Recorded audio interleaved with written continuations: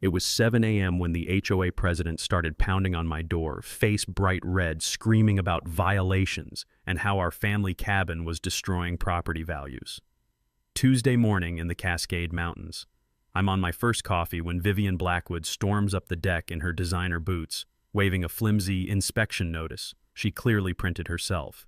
She demands to come inside immediately, claims the HOA has the legal right to search the cabin my grandfather built back in 1958 over paint color and a small shed.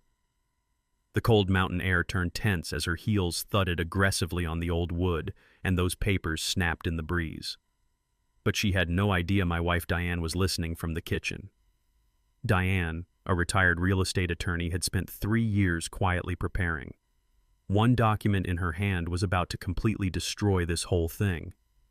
What would you do if an HOA Karen tried this on your property? Let me back up and tell you how we got here. I'm Caleb Thorne, 52 years old, retired firefighter turned woodworker, spent 25 years running into burning buildings so other people could run out. Now I just want to make furniture in peace and watch my wife throw pottery.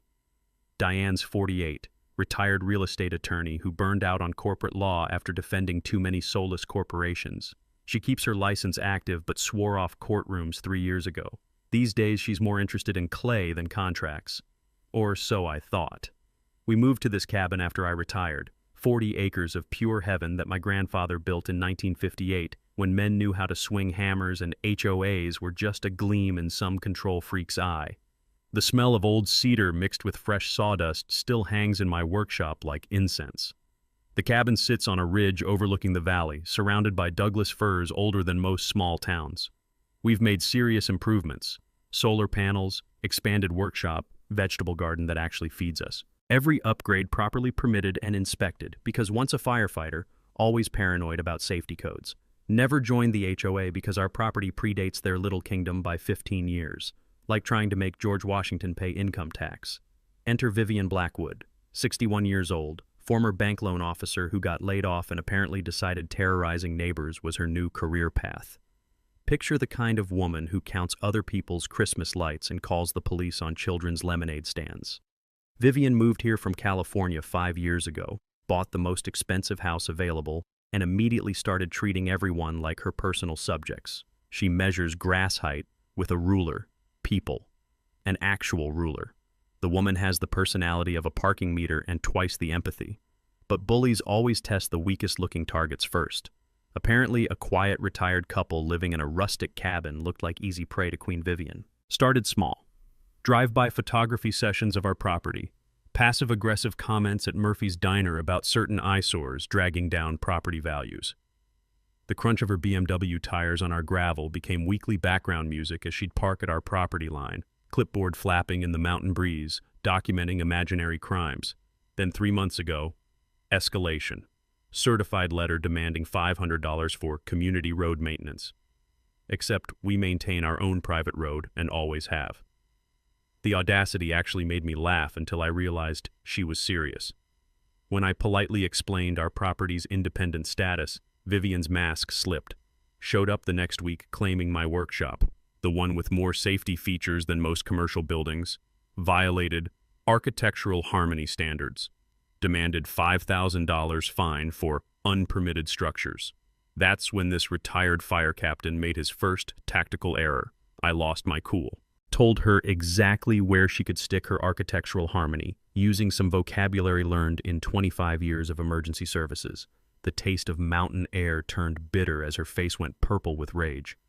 But Diane just sat at her pottery wheel, hands covered in wet clay, listening to every word with the focus of a monk. I thought she was tuning out the neighborhood drama. Big mistake. Turns out my wife was taking mental depositions like the legal predator she's always been. While I was getting worked up about injustice, Diane was already building her case. Spent pottery evenings at the county courthouse pulling records, researching HOA formation laws, studying property rights like she was cramming for the bar exam all over again. The harassment kept escalating. County complaints, sketchy surveyors, lean threats. Each time I wanted to march over for a friendly conversation, Diane would calm me down. Let her keep talking, honey. She's giving us everything we need. This morning when Vivian showed up with that pathetic fake warrant, demanding to search our home like some discount Gestapo agent, I finally saw it. That quiet, dangerous smile spreading across Diane's face. The same expression she wore in court when opposing counsel walked straight into her trap. My wife hadn't been making pottery those evenings. She'd been assembling a legal nuclear weapon. 2 days after the fake warrant incident, Vivian decided to escalate. She hired what I can only describe as the sketchiest property surveyor this side of a Vegas wedding chapel. This guy rolls up in a rusted pickup that belched diesel smoke like a dying dragon. Eddie, something or other, wearing a hard hat that looked like it survived both world wars and carrying measuring equipment that probably predated the moon landing. The stench of stale cigarettes and cheap cologne hit us before his truck stopped wheezing. Within an hour, Eddie had discovered that my workshop, sitting in the exact same spot for 3 years, was magically encroaching on a community easement that apparently sprouted overnight like mushrooms after rain. His professional conclusion? My building violated some invisible boundary line by exactly 3 feet. Removal required immediately, or $5,000 penalty payable to the HOA. Amazing how these easements always appear right when Vivian needs them. Now, I learned something important during my fire department days about documentation. When you're dealing with arsonists, insurance fraud, or HOA presidents, you document everything. Diane apparently learned the same lesson in law school, because while Eddie was outside practicing his survey techniques, she was recording everything through our kitchen window. This master surveyor was literally pacing off distances with his boot heel while arguing on his phone. At one point, he stopped measuring entirely to yell at what sounded like his parole officer. The crunch of gravel under his feet mixed with profanity that would make sailors blush. The man brought about as much professionalism to land surveying as a drunk tourist brings to brain surgery. When Eddie presented his findings to Vivian that afternoon, cash payment naturally, she marched over glowing with triumph, clipboard clutched like Excalibur. "Your structure violates community easement requirements," she announced, practically vibrating with excitement. 48 hours to begin removal or face immediate fines. That's when I made my second tactical error. I tried reasoning with someone whose legal education apparently consisted of daytime television. "Ma'am, that easement doesn't exist. We have the original survey and—" "I don't care what papers you think you have," she shrieked, her voice hitting frequencies that probably confused bats. "My surveyor is licensed and bonded." Licensed to do what exactly? Guess distances while chain smoking? But Diane stepped onto the porch carrying a manila folder thick enough to stop bullets, wearing that serene smile she used to reserve for hostile witnesses. The rough texture of the old survey documents rustled between her fingers like whispered secrets. "Actually, Vivian," Diane said in her sweetest courtroom honey voice, "your surveyor's license was suspended 6 months ago for fraudulent reporting. I checked the state board this morning." The sound of Vivian's brain short-circuiting was almost audible, like a computer trying to run software from another planet. "Furthermore," Diane continued, pulling out her phone with theatrical precision, "I documented his survey methodology, which consisted primarily of boot heel measurements while arguing with his parole officer. Care to review the footage? Back in my attorney days, I saw a case where property owners had been using land openly for over 15 years, and when some opportunist tried claiming easement rights with a bogus survey, the court laughed him out of the building. Apparently, when you've been using your property the same way for years without challenge, documented boundaries from legitimate surveys carry serious legal weight against convenient new discoveries."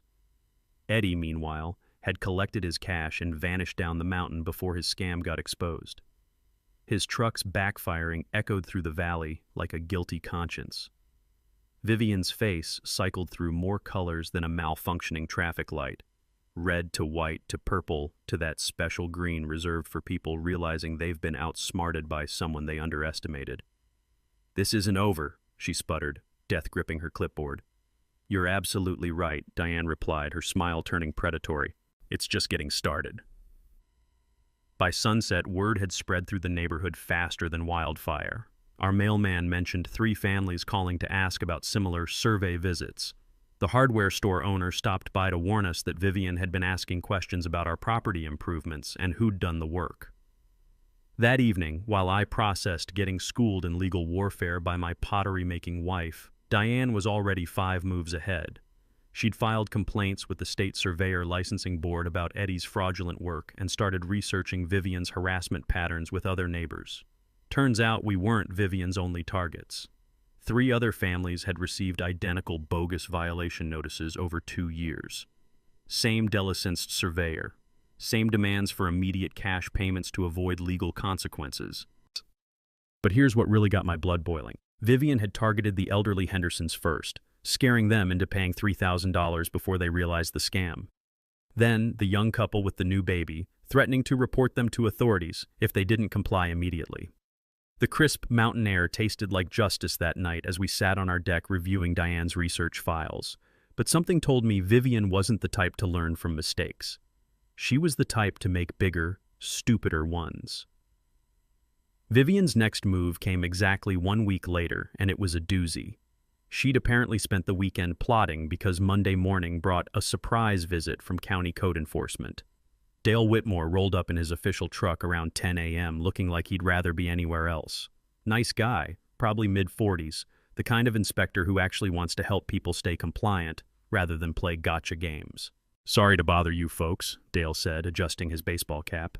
"Got a complaint about unpermitted structures and safety violations. Need to take a look around." The smell of fresh coffee from our kitchen mixed with diesel exhaust as I invited him in. But here's where Vivian made her first mistake. She'd scheduled this inspection for when I'd normally be in town running errands, expecting to catch an empty house. Instead, she got Diane. My wife emerged from her pottery studio, clay-stained apron and all, carrying what looked like a small filing cabinet disguised as a 3-ring binder. "Of course, Inspector," Diane said with that sweet smile that meant someone was about to get educated. "We'd be delighted to show you around. Coffee?" Now, during my firefighter days, I learned something crucial about building inspections. The difference between a compliant property and a problem property isn't just following rules, it's documentation. You can build everything perfectly, but if you can't prove it, you're vulnerable to any bureaucrat having a bad day. Diane had apparently learned the same lesson in law school. As we walked the property, she produced documentation that made Dale's eyes widen. Every permit, every inspection report, every approval letter organized with military precision and backed up with photographs showing construction progress. "Solar installation 2022, she said, handing over pristine paperwork. "Licensed contractor, double electrical inspection, exceeded safety requirements by 30%. The sound of pages turning mixed with bird song as Dale flipped through documentation that most homeowners can only dream of having. "Workshop expansion 2021, Diane continued. "Foundation exceeds current standards, fire suppression voluntarily installed, structural engineer's approval included." I watched Dale's expression shift from dutiful compliance to genuine amazement. Here's a guy who probably spends most days chasing down actual violations, finding a property so thoroughly documented it could teach a seminar on building compliance. Then came the mini twist that changed everything.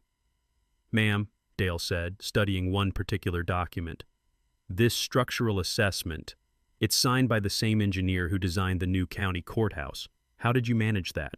Diane's smile turned mysterious. "Professional courtesy. I helped his firm with some legal issues a few years back." That's when I realized my pottery-making wife had been playing chess while everyone else was playing checkers. She hadn't just been collecting permits, she'd been leveraging her legal network to create bulletproof documentation. "I've been doing this 15 years, Dale said, closing the binder with a satisfying thunk. "And I've never seen compliance documentation this comprehensive. Whoever filed this complaint clearly hasn't been here. Perfect timing, as always." Vivian's BMW came screaming up our driveway just as Dale was praising our property. She exploded out of her car like a woman possessed, marching toward us with that clipboard and an expression that could sour milk. "Inspector!" she shrieked, heels clicking aggressively on gravel. "Thank goodness! These people are operating illegal structures that threaten our entire community." Dale turned slowly, and I recognized that look from my emergency response days. It's the same expression paramedics get when someone calls 911 because their neighbor's dog looked at them funny. "Ma'am, are you the complainant?" "Absolutely," Vivian announced, waving her clipboard like a battle standard.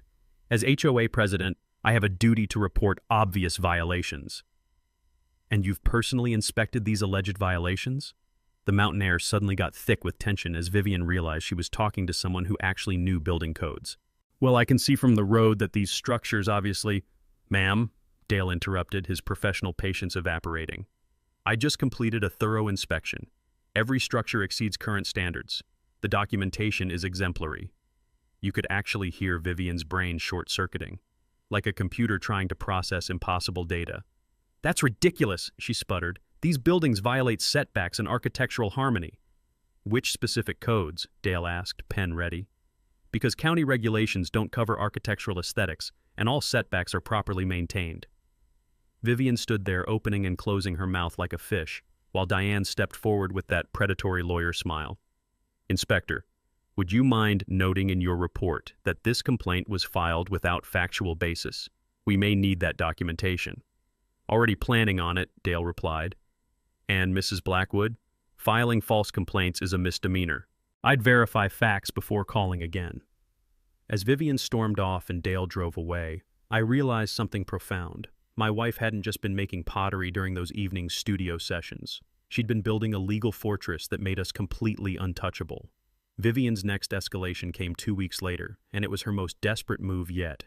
She'd apparently decided that if building codes couldn't destroy us, she'd hit us where it really hurts: our wallets.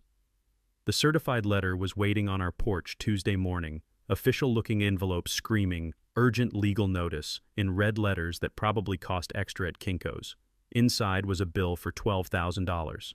$12,000 for retroactive HOA assessments, accumulated fines, and legal processing fees dating back 3 years, everything from road maintenance to community landscaping to something called architectural compliance review fees.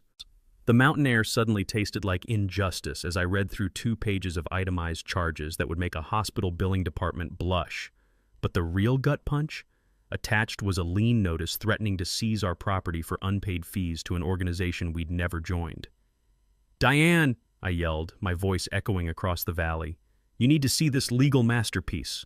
She emerged from her pottery studio, clay still wet on her hands, took one look at the papers, and that predatory smile spread across her face like wildfire. "Oh, Caleb," she purred, settling into her reading chair. "She's just committed legal suicide." I called the phone number for Vivian's attorney, some collections lawyer from Seattle named Bradley Winters, who sounded about as enthusiastic as someone scheduling their own execution. "Mr. Thorne, I'm representing my client's interests regarding unpaid assessments," he droned, clearly reading from a script. "Contest them in court if you have concerns." "And what gives your client legal authority to assess fees against non-members?" I asked. The pause that followed was longer than a Seattle traffic jam. You could practically hear his brain frantically searching legal databases. "Well, the HOA charter provides. Let me research the specific basis and call you back."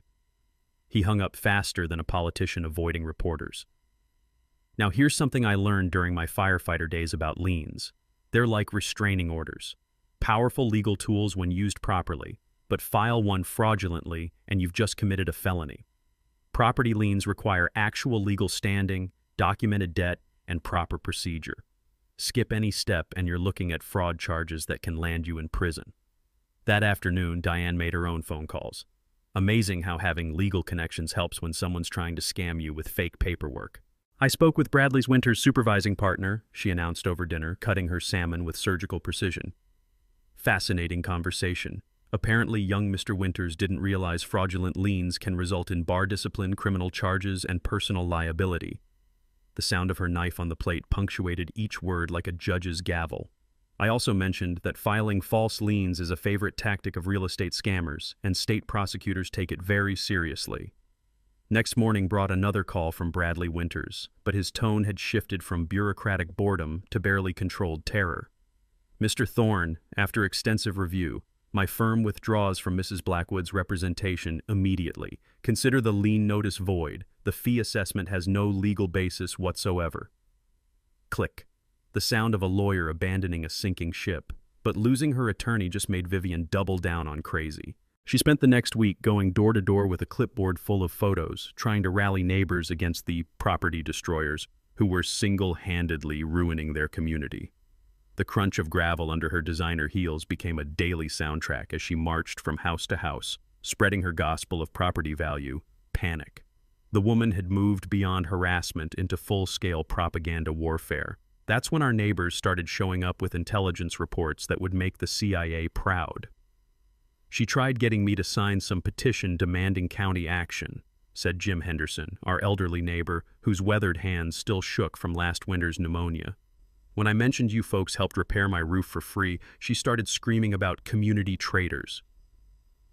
Jim handed me a copy of Vivian's petition, legal-sounding gibberish that read like someone had fed a law dictionary to a food processor. 3 families told her to get lost, Jim continued with obvious satisfaction. The Johnsons called the sheriff about harassment after she wouldn't leave their porch. Even the mailman's complaining about her stopping him to ask questions about your packages. The neighborhood was turning against her, but Vivian's obsession had blinded her to the growing resistance. But here's where her amateur surveillance operation created her biggest mistake yet. She'd been photographing our property from the road, building evidence files of our ongoing violations. Except those photos captured something much more interesting in the background: her own house.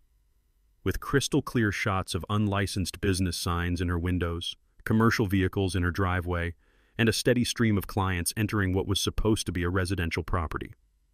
Diane studied those photos with the intensity of a forensic accountant, her smile growing more dangerous by the minute. "Marcus," she said quietly, "I think it's time we discussed zoning violations. Real ones." That evening, while Vivian's surveillance photos were still spread across our kitchen table like evidence in a murder trial, Diane disappeared into what I'd always assumed was her pottery storage room. She emerged an hour later dragging a banker's box that looked like it had survived the Civil War, covered in dust thick enough to farm. "Remember when I said I'd been doing pottery during those evening sessions?" she announced, dropping the box with a satisfying crash. "I may have been creatively editing the truth." The musty smell of old documents filled our kitchen as she opened that box, revealing 3 years of legal research that would make the Library of Congress jealous. Property records, zoning maps, HOA documents, tax files, enough paperwork to bury a small government office. But the manila folder marked VB Gotcha made my heart race. Diane opened it like she was defusing a bomb, revealing documents that could have ended political careers. "Marcus, you know how Vivian claims authority over our property because the whole neighborhood falls under HOA jurisdiction?" I nodded, my mouth suddenly dry as desert sand. "Well," she said, pulling out a faded document stamped with enough official seals to start a small country. "I found the original 1987 HOA formation charter buried in state archives." She unfolded a hand-drawn map that looked like it had been photocopied by every government office in Washington state, pointing to an area highlighted in screaming yellow. The HOA boundaries specifically excluded certain properties, existing structures, established lots, or... She paused like a prosecutor delivering a death sentence. "Properties zoned for commercial use." My firefighter brain struggled to process what she was showing me. Vivian's house sits on Lot 47B. According to these records, Lot 47B was deliberately excluded from HOA boundaries because it retained 1970s commercial zoning. The mountain air suddenly crackled with electricity, like standing under power lines during a thunderstorm. "Wait," my voice came out as a croak. "You're saying the woman terrorizing us about HOA violations isn't even in the HOA?" Diane's grin could have lit up Seattle. "Oh, it gets so much better." She produced tax records thick enough to stop bullets. Commercial zoning requires commercial tax rates, business licenses, commercial building codes. She's been paying residential rates while running an unlicensed tax preparation business from her kitchen table. The calculator she handed me felt hot in my hands as I stared at numbers that would give an accountant nightmares. Back taxes alone? $15,000, plus penalties, interest, and potential fraud charges. I sat there like I'd been hit by lightning, watching my pottery-making wife reveal herself as a legal terminator who'd been systematically building a nuclear weapon for 3 years. "But Caleb," she continued, clearly savoring every word, "remember those surveillance photos she took of our property?" She spread them across the table like playing cards in a winning poker hand. She accidentally photographed her own commercial violations. Business signs in windows, commercial vehicles, clients coming and going from a residentially zoned property. The irony hit me like a freight train loaded with justice. The woman threatening us with fake violations had been committing real violations the entire time. "How long have you known?" I managed to whisper. "Suspected from day one when she showed up with authority that made no sense. Confirmed everything 6 weeks ago." Her smile could have melted steel. But I wanted to see how deep she'd dig her own grave. She gestured at those photos Vivian had unknowingly provided as evidence against herself. "She's been so obsessed with destroying us, she just handed us the keys to destroy her completely." I stared at my wife and realized I'd been sleeping next to a legal assassin disguised as a potter. "What now?" I asked. Diane's smile turned absolutely lethal. "Now we decide whether to end this quietly, or watch her self-destruct publicly." The next morning, our kitchen table looked like mission control for a legal invasion. Diane had transformed our breakfast nook into a war room that would make Pentagon strategists weep with envy. "All right," she announced, spreading documents with the precision of a master chess player. "We have 3 options: nuclear strike immediately, graceful retreat opportunity, or—" She paused, that predatory smile spreading like wildfire. "Complete public annihilation at Saturday's HOA meeting while the whole community watches." The smell of fresh coffee mixed with the musty scent of 3 years' worth of legal ammunition as I studied Diane's battle plans. Color-coded folders labeled evidence, witnesses, and nuclear option sat next to a timeline tracking every illegal move Vivian had made. "The monthly HOA meeting is Saturday at 2 p.m., Diane continued, consulting notes that looked like military strategy. "Vivian's scheduled to present her definitive case against us. Wants to force a community vote authorizing $20,000 in legal fees to destroy the neighborhood menace." Perfect. Vivian was literally organizing her own public execution. "Here's the beautiful part," Diane said, leading me to my workshop where I discovered she'd been busy during her pottery sessions. Professional display boards, presentation equipment, and visual aids that would make corporate boardrooms jealous.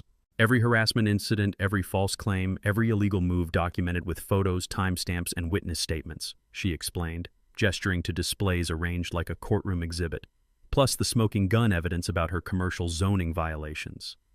Now, something I learned during firefighter training is that documentation saves lives.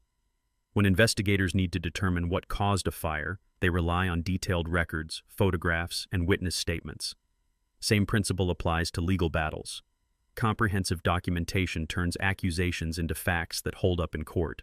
She'd already coordinated what she called Operation Truth Bomb with our neighbor allies. Jim Henderson was preparing a presentation about Vivian's 3-year harassment campaign. The Johnsons had compiled security footage showing her trespassing and refusing to leave their property. Our mailman was ready to testify about her attempts to intercept packages and interrogate him about our deliveries. "The strategy is elegant," Diane explained, organizing witness binders with courtroom efficiency. "We don't attack her character. We present documented facts chronologically and let the community draw obvious conclusions." But her media coordination was pure genius. "Sarah Martinez from the Mountain View Gazette has been investigating HOA corruption across the region," Diane said, producing email chains thick as phone books. "She's won 3 journalism awards for exposing property rights abuse. This story is her specialty." Sarah would attend as an independent observer, not our advocate. Complete journalistic objectivity. If Vivian melted down publicly, it would be documented by an award-winning investigative reporter. The sound of power tools echoed from my workshop as we installed proper lighting and backdrop for clear photography of evidence displays. Every document would be visible, every chart readable, every piece of evidence photographically documented for the permanent record. "But here's where it gets really interesting," Diane said, pulling out correspondence that made my pulse race. "County Prosecutor Rebecca Walsh has been building a case about systematic HOA fraud in our region. She handed me investigative reports that read like organized crime profiles. Vivian had apparently left a trail of legal terrorism from California through Oregon before targeting our peaceful mountain community. Walsh is sending Deputy Prosecutor Michael Palmer to observe the meeting. If criminal activity gets publicly confessed," Diane's shrug suggested Vivian might want to consult a criminal defense attorney. I watched my wife orchestrate this legal symphony with growing amazement. She hadn't just planned a defense. She'd engineered complete systematic destruction of Vivian's entire empire of lies. "Tax evasion evidence gets submitted to the IRS Monday regardless of Saturday's outcome," she continued, sealing official complaint forms with notary stamps. Commercial zoning violations get reported to county enforcement Tuesday. The fraudulent lien investigation is proceeding independently. She organized evidence packets with the satisfaction of someone assembling a masterpiece. Saturday isn't about winning or losing. It's about whether Vivian destroys herself quietly in front of 12 neighbors or spectacularly in front of 60 witnesses with media documentation and prosecutorial observation. Our workshop had become a presentation center that Fortune 500 companies would envy. Professional displays, documented timelines, character witnesses, media coverage, and government oversight all focused on one woman's 3-year campaign of harassment and fraud. But the real brilliance was psychological. Vivian thought she was walking into a friendly neighborhood meeting where she'd finally destroy the troublemakers who dared resist her authority. Instead, she was entering a perfectly orchestrated public trial where she'd serve as both defendant and star prosecution witness, confessing to crimes while demanding community support for her illegal activities. That evening, as neighbors stopped by to coordinate their Saturday presentations, our house buzzed with the energy of a community finally ready to stand up to a bully who'd terrorized them for years. "You know," I told Diane as we watched the sunset paint the mountains gold, "I almost feel sorry for her." "Almost?" "She has absolutely no idea what's about to hit her." Diane's smile could have powered the entire valley. The week leading up to Saturday's HOA meeting brought Vivian's most desperate and reckless moves yet. She was like a cornered animal, lashing out in every direction without realizing she was only digging herself deeper into the legal quicksand Diane had prepared. Monday morning started with a bang, literally. Sheriff's deputy knocked on our door at 7 a.m. with a criminal complaint Vivian had filed against me for threatening behavior and property destruction. According to her sworn statement, I had aggressively confronted her on public property and threatened physical violence during our previous encounters. She also claimed I'd been sabotaging her vehicle and vandalizing her property with zero evidence beyond her vivid imagination. Deputy Johnson, a guy I'd worked with during multi-agency emergency calls, read through the complaint with the expression of someone trying to solve a puzzle with half the pieces missing. "Marcus, I gotta ask," he said, setting down the paperwork with obvious reluctance. "Any truth to these allegations?" The morning air carried the scent of pine needles and Vivian's desperation as I handed him our security footage from the past 3 months.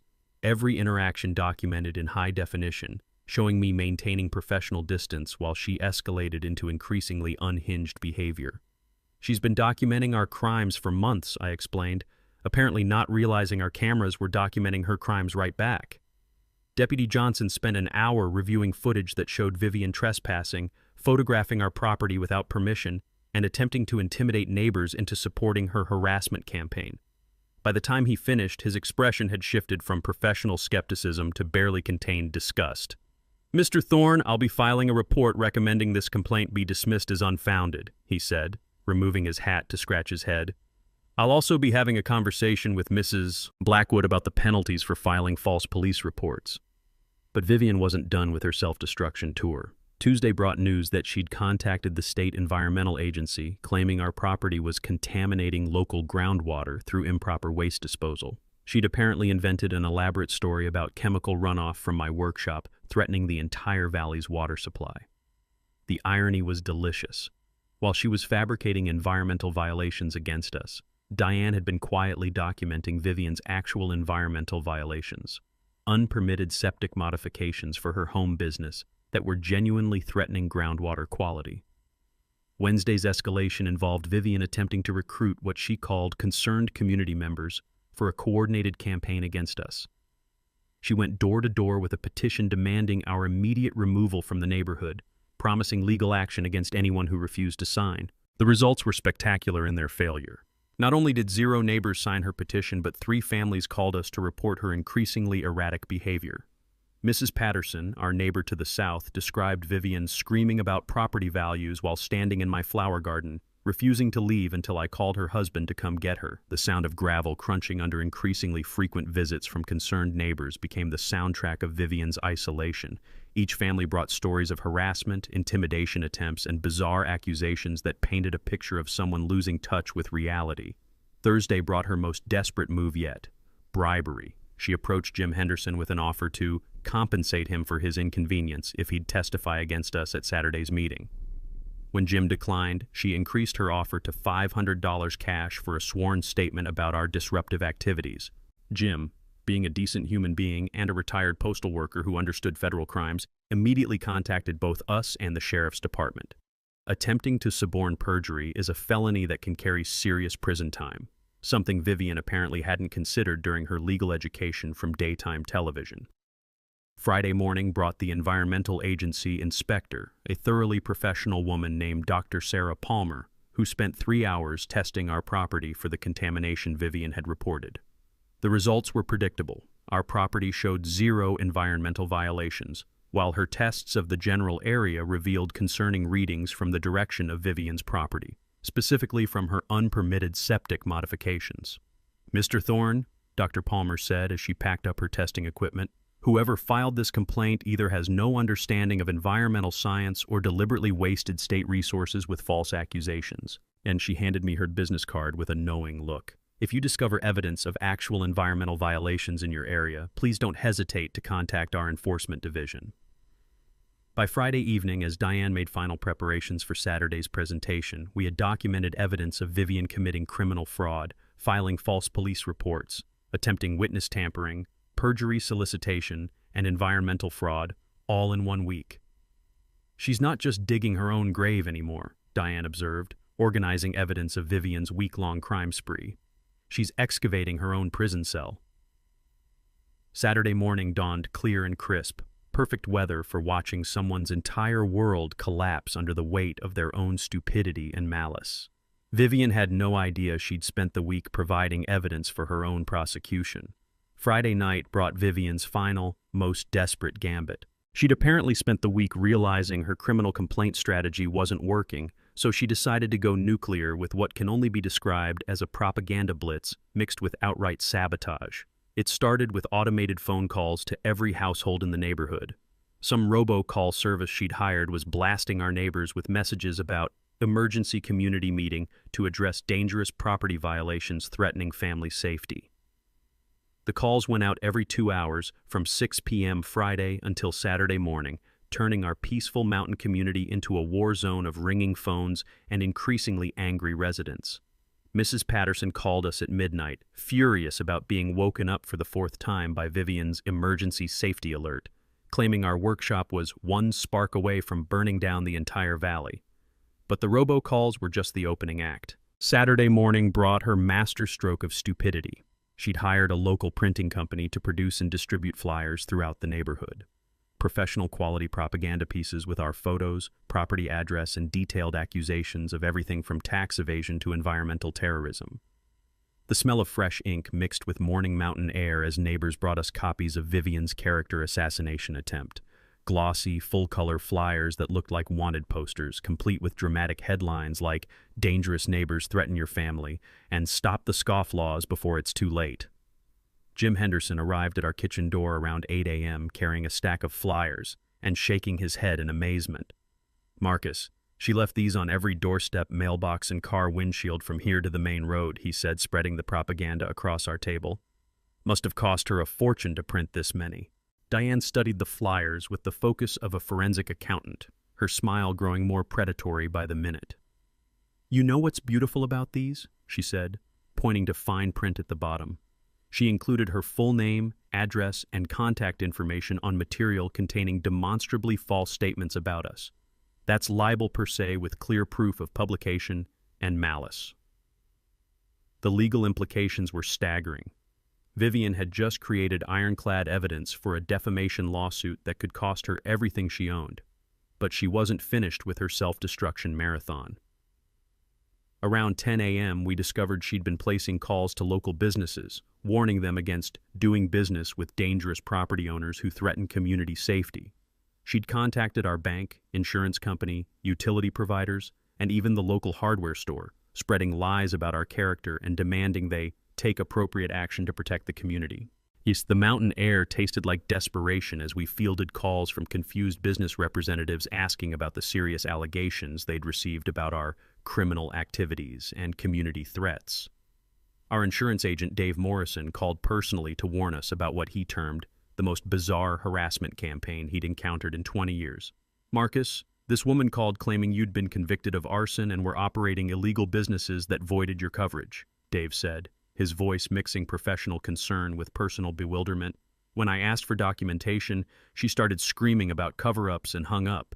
But Vivian's coup de grace was her attempt to sabotage the HOA meeting itself. She'd contacted the community center claiming we were violent individuals who posed a clear and present danger to meeting attendees. She demanded enhanced security, metal detectors, and restrictions on our ability to present inflammatory materials that might incite violence against law-abiding community members. The community center manager, thankfully, was a professional who dealt with difficult renters before. She called us directly to verify the situation, expressing confusion about why anyone would consider a retired firefighter and attorney dangerous to community meetings. She wanted me to ban you from bringing documentation to support your position, the manager explained. When I told her that seemed inappropriate, she offered to pay extra for private security to protect attendees from retaliation. By noon Saturday, as neighbors gathered for what Vivian believed would be her triumphant vindication, she'd managed to commit libel, harassment, business interference, and attempted witness intimidation, all documented with phone records, printed materials, and witness statements. The crunch of gravel under dozens of cars arriving for the meeting created a soundtrack of approaching justice. Neighbors were coming not to support Vivian's crusade, but to witness the public collapse of someone who'd terrorized them for 3 years. Sarah Martinez from the Mountain View Gazette arrived early, setting up her recording equipment and interviewing neighbors about their experiences with Vivian's harassment campaign. Deputy Prosecutor Palmer appeared around 1:30, taking a seat in the back with the casual confidence of someone expecting to witness multiple felony confessions. As 2 p.m. approached and the community center filled beyond capacity, Vivian sat in the front row clutching her presentation materials, completely oblivious to the legal firing squad she'd assembled around herself.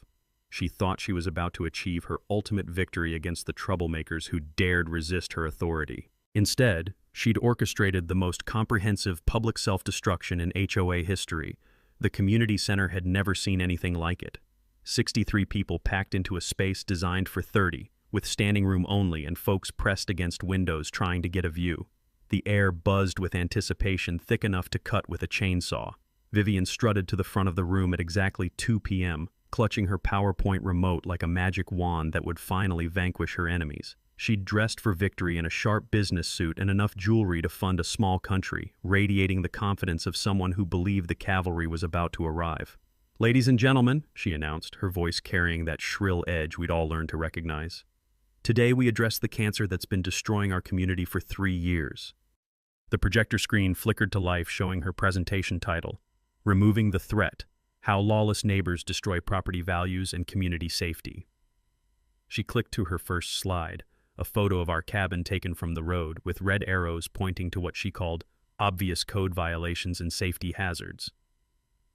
"These people," she continued, gesturing dramatically in our direction, "have systematically violated every community standard, ignored legal authority, and threatened anyone who dares hold them accountable." Click. Another slide showing my workshop, labeled Unpermitted Industrial Facility. Click. Our solar panels, somehow labeled Environmental Hazard.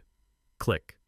Our vegetable garden, which she'd managed to categorize as Unsanitary Agricultural Misuse.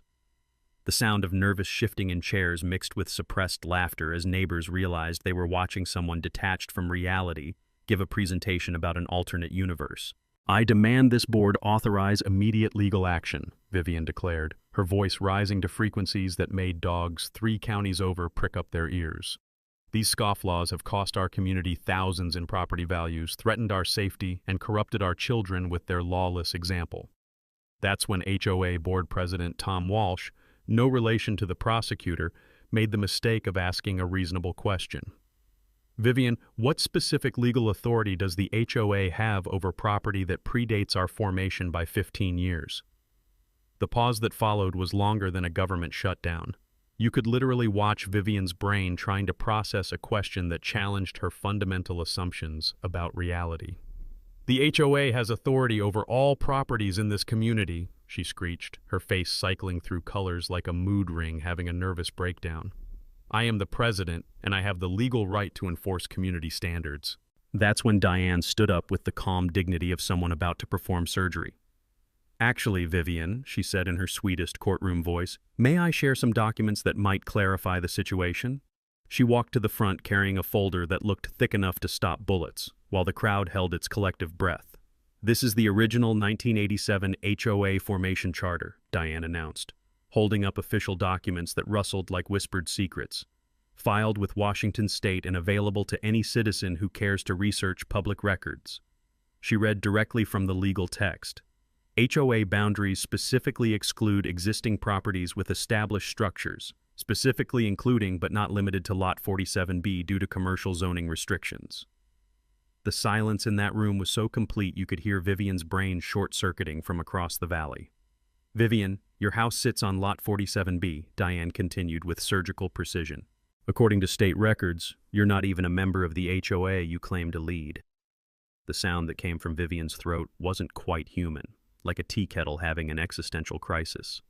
Furthermore, Diane continued, producing more documents with the theatrical timing of a master prosecutor, your property retains commercial zoning from the 1970s, which requires commercial tax rates, business licenses, and compliance with commercial building codes. She handed copies to the board members, the reporter, and Deputy Prosecutor Palmer, who was taking notes with obvious professional interest. Based on tax records and business registration databases, you've been operating unlicensed commercial activities while paying residential tax rates for at least 5 years. The back taxes alone exceed $15,000. Vivian stood there, opening and closing her mouth like a fish experiencing atmospheric pressure, while camera flashes captured every moment of her public disintegration. That's impossible, she finally managed to shriek. Those documents are forged. This is a conspiracy. Actually, Deputy Prosecutor Palmer said, standing up with the calm authority of someone representing the full power of government, these are authentic state records. And Mrs. Blackwood, everything you've said here today has been recorded and witnessed. The reporter's pen was moving across her notepad like lightning, documenting every word of what was becoming the most spectacular public meltdown in county history. This meeting is illegal, Vivian screamed, losing whatever remained of her composure. You're all conspiring against a law-abiding citizen. I'll have you all arrested. That's when Tom Walsh delivered the final blow. Vivian, as you're not actually a member of this HOA, I'm asking you to leave community property immediately. The silence that followed echoed like a death sentence. What happened next can only be described as the most satisfying 15 minutes in the history of homeowner associations. Vivian tried to storm out dramatically but tripped over her own presentation equipment, sending her PowerPoint remote flying into the wall where it exploded like her credibility. The crash echoed through the community center as 60 witnesses watched 3 years of tyranny crumble into pathetic chaos. Deputy Prosecutor Palmer followed her into the parking lot, presenting her with official notifications about pending investigations into tax evasion, fraudulent liens, and filing false police reports. The Mountain View Gazette photographer captured the moment when Vivian realized she wasn't just losing an HOA dispute, she was facing potential felony charges. Within 2 weeks, Vivian's house was on the market with a price-reduced sign that got smaller every few days. She moved to Arizona before any of the legal proceedings concluded, leaving behind a forwarding address for the IRS and a mountain of legal bills that probably cost more than our cabin. The HOA immediately implemented new governance rules with term limits, transparency requirements, and mandatory legal review before any enforcement actions. Tom Walsh asked Diane to serve as legal advisor, but she politely declined, saying her pottery was more relaxing than constitutional law. But the real transformation was in our community itself. Jim Henderson organized a neighborhood watch program that actually brought people together instead of driving them apart. The Johnsons started a monthly potluck that became so popular we had to move it to the community center. Even our mailman began stopping for coffee and conversation during his route. The best part came 6 months later when Sarah Martinez's article about our case won a statewide journalism award for investigative reporting. The story had been picked up by newspapers across the Pacific Northwest, turning Vivian into a cautionary tale about HOA abuse in our community into a model for resistance against harassment. But Diane's masterstroke was establishing the Cascade Community Safety Fund, with the money the HOA recovered from Vivian's fraudulent activities. The fund provides free legal consultation for anyone facing property harassment, sponsors home safety improvements for elderly neighbors, and awards annual scholarships for local firefighters' children pursuing higher education. The first scholarship recipient was Jim Henderson's granddaughter, who used the money to study environmental law at the University of Washington. She sent us a thank you card saying she wanted to protect communities from people like Vivian Blackwood. 1 year later, our mountain valley had become something special. Property values increased 20% as word spread about stable governance and community cooperation. 3 young families moved here specifically because they'd heard about neighbors who stood up to bullies and won. Local businesses started thriving as harassment-free environment attracted visitors interested in what they called authentic mountain community living. The hardware store owner expanded, the diner added outdoor seating, and someone opened a pottery studio where Diane now teaches weekend classes. My workshop became an informal community learning center where neighbors gather to share skills, borrow tools, and solve problems together. The smell of sawdust and coffee has replaced the stench of legal threats and intimidation. As for Diane and me, well, turns out fighting injustice together was exactly what our marriage needed. She's returned to limited legal practice, specializing in helping harassment victims, while I've started a volunteer fire safety program that's being adopted by communities throughout the region. We get letters from across the country, people sharing their own HOA nightmare stories and asking for advice. Diane's response is always the same: document everything, know your rights, and never face bullies alone. The morning mountain air tastes sweeter now, carrying the scent of victory and the promise that ordinary people can defeat extraordinary evil when they work together with patience, preparation, and legal precision. Sometimes justice isn't swift, but when it finally arrives, it's absolutely delicious. So here's my message to anyone dealing with their own Vivian Blackwood. Knowledge is power, documentation is your best weapon, and community solidarity can overcome any tyrant with a clipboard. So Caleb and Diane didn't just beat Vivian Blackwood, they completely annihilate her 3-year reign of terror with one devastating piece of paper she never saw coming. But here's what this story really teaches about fighting back. This wasn't about HOA rules or property violation. This was about what happens when ordinary people refuse to be intimidated by bullies with fake authorities. Marcus could have lost his temper and made things worse. Dan could have stayed quiet and hoped it would go away. Instead, they chose the harder path: patience over anger, strategy over emotion, and documentation over reiteration. The beautiful irony: Vivian's obsession with destroying them because the very weapon that destroyed her, the fake complaint, every fraudulent lie, every desperate escalation, just handed Diane more ammunition for her legal nuclear bomb. There's a Vivian Blackwood in every neighborhood across America. Someone drunk on imagery power, thinking a clipboard and a title make them untouchable. The question isn't if you first won, but whether you'll be ready when the day comes. Tell me in the comments, have you dealt with someone who thought their position gave them the right to push you around? Hit subscribe if you believe in standing up to bullies with fake authorities. Remember, documentation beats imitation and every single time. Truth wins when you're patient enough to let it.